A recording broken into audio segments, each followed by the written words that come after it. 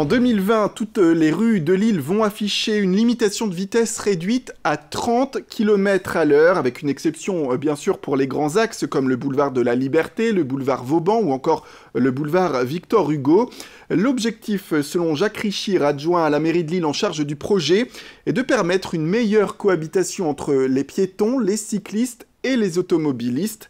Les piétons et les cyclistes qui, selon lui, seraient de plus en plus nombreux à circuler à Lille depuis la mise en place du nouveau plan de circulation. Alors pour le président de l'Automobile Club du Nord, l'aspect écologique de ce projet ne tient pas. On l'écoute tout de suite à ce propos. Quand on voit ça de très loin, on peut dire que c'est une bonne idée, mais déjà à 50 km/h, on roule rarement à 50 km/h à Lille. Alors il faut savoir aussi que techniquement, plus vous roulez lentement sur des vitesses basses, parce que je ne connais pas de voiture qui puisse rouler en cinquième à 30 km/h, ça me paraît difficile. Donc la consommation va augmenter, la pollution va augmenter, les moteurs ne seront pas à la bonne température, ce qui pourra influer sur les fameux FAP, les filtres à particules, qui ne fonctionnent qu'à une température extrêmement élevée. Il faut savoir qu'une voiture pollue lorsqu'elle est à l'arrêt.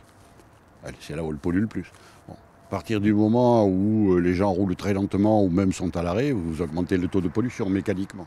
Voilà, vous l'avez entendu, et à quelques mois des élections municipales, ce projet serait aussi là, selon lui, pour faire plaisir à une certaine partie des électeurs et à des élus. Écoutez, là encore, Marc Jansou qui s'exprime. Il faut savoir que les municipales se rapprochent et que donc la municipalité a certainement besoin des voix des Verts.